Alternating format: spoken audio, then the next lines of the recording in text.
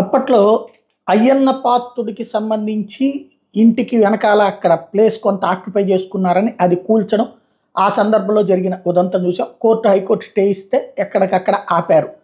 ఇప్పుడు దానికి ప్రతీకారం అనుకుంటా ఇది విజయసాయిరెడ్డి కుమార్తె నేహారెడ్డి అత్యవసర పిటిషన్ హైకోర్టులో వేశారు. విశాఖపట్నం భీమిలి బీచ్ సమీపంలో ఉన్న తమ ప్రహరీని కూల్చివేసేందుకు గ్రేటర్ విశాఖపట్నం మున్సిపల్ కార్పొరేషన్ జారీ చేసిన తుది ఉత్తర్వును సవాల్ చేస్తూ విజయసాయిరెడ్డి కుమార్తె పెనక నేహారెడ్డి శనివారం హైకోర్టులో లంచ్ మోషన్ పిటిషన్ వేశారు. న్యాయమూర్తి జస్టిస్ బొప్పూడి కృష్ణమోహన్ విచారణ జరిపారు. నేహారెడ్డి తరపు సీనియర్ న్యాయవాది పొన్నవోలు సుధాకర్ రెడ్డి వాదన వినిపిస్తూ నోటీసులు ప్రాథమిక ఉత్తర్వులు లేకుండానే ప్రహరీ కూల్చేస్తామని తుది ఉత్తర్వులు జారీ చేశారని చెప్పారు. పిటిషనర్ చేపట్టిన నిర్మాణం సిఆర్జెడ్ నిబంధనలకు విరుద్ధమని పిల్ దాఖలైందని, అది 24న సీజే ధర్మాసనం ముందు విచారణకు రానుందని, ఈ వ్యాజ్యాన్ని కూడా దాంతో జడ్జ్ చేయాలని ప్రభుత్వ ప్రత్యేక న్యాయవాది సింగమనేని ప్రణతి చెప్పారు. దీంతో నేహారెడ్డి పిటిషన్ను పిల్తో జడ్జ్ చేయాలని న్యాయమూర్తి రిజిస్ట్రీని ఆదేశించారు. దాన్ని విచారించే వరకు ప్రహరీ విషయంలో ఎట్లాంటి కఠిన చర్యలు తీసుకోకుండా ఆదేశాలు ఇచ్చారు.